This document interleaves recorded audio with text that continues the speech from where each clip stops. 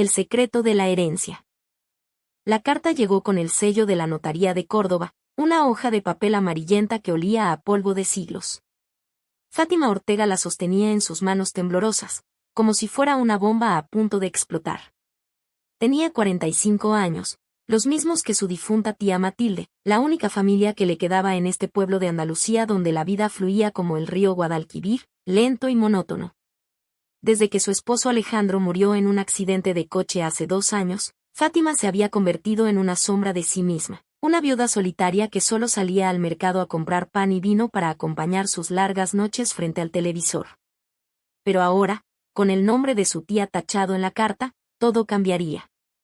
La herencia era inmensa. No solo el viejo chalet de Matilde en la Sierra de Córdoba, sino también un banco de ahorros que, según la carta, había acumulado durante décadas gracias a negocios ocultos que nadie en el pueblo conocía. Fátima se sentó en la silla de su cocina, con el sol de la mañana entrando por la ventana como un espectador impasible. Sus ojos se llenaron de lágrimas, no de tristeza, sino de una emoción que no sabía cómo llamar. Por fin, algo que no fuera la muerte de Alejandro o la soledad de su vida. Esa noche, Fátima llamó a su prima Lina, la única persona que aún creía en ella. Lina, una mujer de 30 años con una mirada que siempre parecía buscar algo más allá del presente, escuchó la noticia con una mezcla de sorpresa y preocupación. Fátima, no puedes hacer esto, le advirtió, acariciando el borde de la taza de café que tenían delante.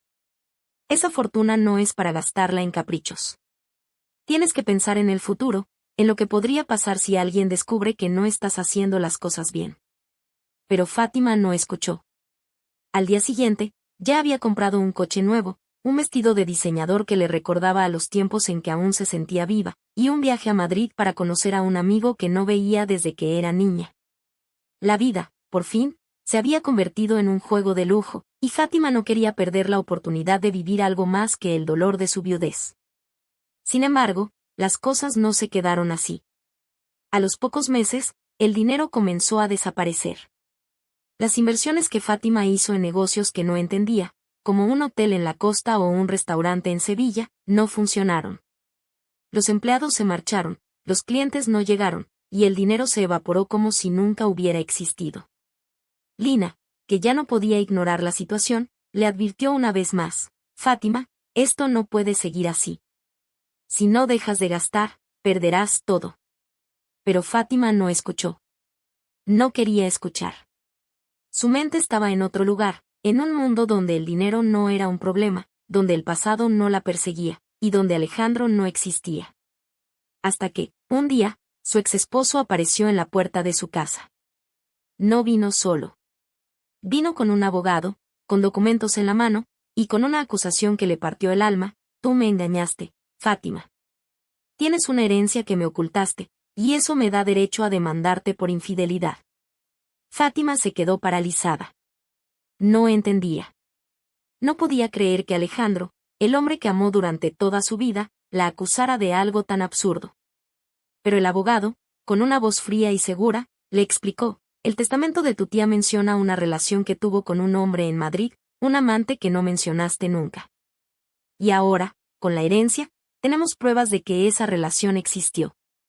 Fátima miró a su exesposo con ojos llenos de lágrimas. No es verdad, Alejandro. No te engañé. Te oculté algo, pero no fue por infidelidad. Fue por protegerte. Por proteger a alguien más. Pero Alejandro no la escuchó. Ya había tomado su decisión, y no iba a retroceder. La demanda se presentó al día siguiente, y Fátima se quedó sola, con el peso del secreto que guardaba durante años, y con el conocimiento de que su vida se había convertido en un caos que no podía controlar.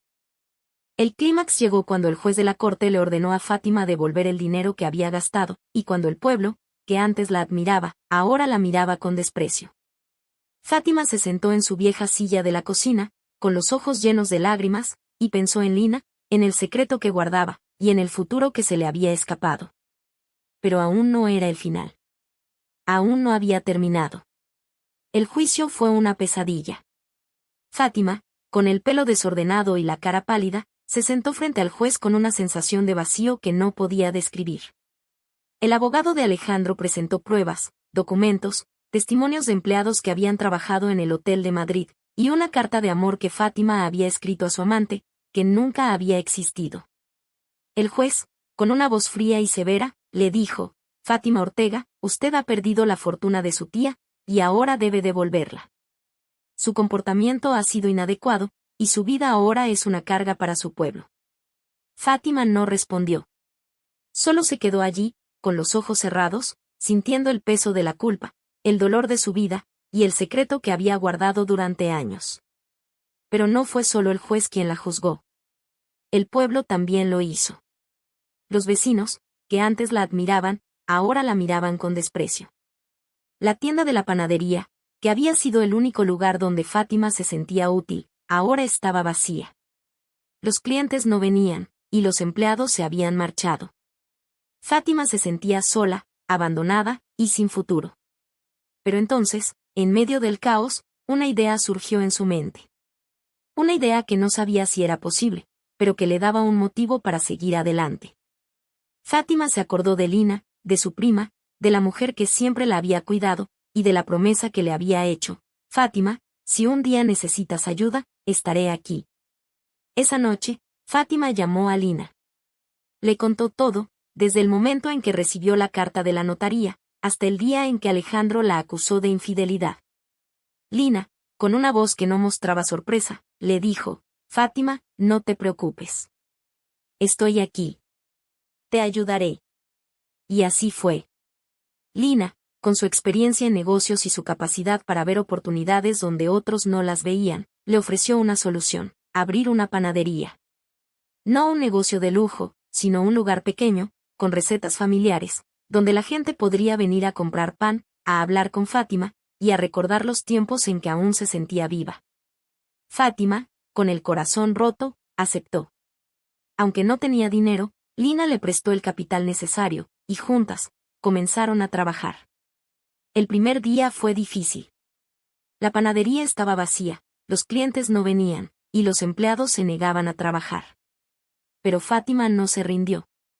Con sus propias manos, horneó el pan, con sus propios ojos, observó cómo se doraba en el horno, y con su corazón, esperó a que alguien entrara. Y al final, alguien lo hizo. Un niño de la calle, con una sonrisa en la cara, entró y pidió un pan. Fátima, con una voz temblorosa, le dijo: Toma, es para ti. El niño se fue, y Fátima se quedó allí, con el pan en sus manos, y una sensación de esperanza que no había sentido en mucho tiempo. Pero no fue solo el niño quien la ayudó. La panadería se llenó de clientes, de vecinos que habían visto a Fátima sufrir, y de personas que querían ayudarla. Con el tiempo, el negocio creció, y Fátima se sentía feliz. No era rica, pero no necesitaba serlo. Tenía un lugar donde pertenecía, y donde la gente la aceptaba por lo que era, no por lo que había hecho. Pero el destino tenía otros planes. Un día, mientras Fátima trabajaba en la panadería, un hombre entró. No era un cliente, sino un investigador que había sido contratado por Alejandro. El hombre se acercó a Fátima, con una cara seria, y le dijo: Fátima, he venido a investigar. Necesito saber la verdad sobre tu herencia. Fátima, con el corazón en la boca, le dijo: no hay nada más que decir. Ya pasó. Pero el investigador no se fue. Se quedó allí, con una mirada que no mostraba compasión, y le dijo: Fátima, no me digas que no hay nada más que decir. Tengo pruebas de que tu tía no tenía un amante. Solo tenía una heredera. Y esa heredera no era tú. Era Lina. Fátima se quedó paralizada. No podía creer lo que escuchaba. ¿Qué estás diciendo?, preguntó con una voz temblorosa. Lina es la heredera. El investigador asintió. Sí. Tu tía te dejó la fortuna por error. La heredera real era Lina, y tú solo eras una viuda que no sabía que existía. Pero tu secreto no fue por infidelidad. Fue por proteger a Lina, para que no se destruyera por un escándalo. Fátima, con los ojos llenos de lágrimas, se quedó allí, con el pan en sus manos, y una sensación de alivio que no había sentido en mucho tiempo. Finalmente, el secreto que guardaba durante años había salido a la luz, y con él, la verdad. No era una infiel. Solo era una mujer que había protegido a su prima, y que ahora, con el apoyo de Lina, había encontrado una nueva vida. Alejandro, al escuchar la noticia, se sintió arrepentido. No solo por haber acusado a Fátima de infidelidad, sino por haberla abandonado cuando más lo necesitaba. Pero no había nada que hacer. Fátima ya no lo quería. Ya había encontrado su redención en el trabajo, en la panadería, y en el amor que Lina le había dado. Alejandro, con el corazón roto, se fue, y Fátima se quedó allí, con su pan, con su vida, y con la esperanza de que algún día, todo se arreglaría.